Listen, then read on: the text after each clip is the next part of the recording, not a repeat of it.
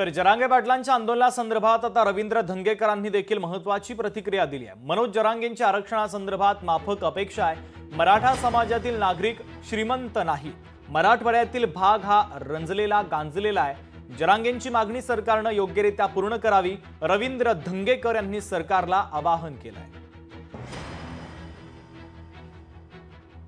मराठा समाजातील जे सर्वसामान्य लोक आहेत की त्यांना जेणेकरून शिक्षणाचे प्रॉब्लेम आहेत, नोकरीचे प्रॉब्लेम आहेत आणि शेवटी हा भारत हा एकोपाचा भारत आहे। मी आत्ता बोलताना बोललो की सर्वांना त्यांना न्याय मिळाला पाहिजे, सगळ्यांच्या पोटाला भाकरी मिळली पाहिजे।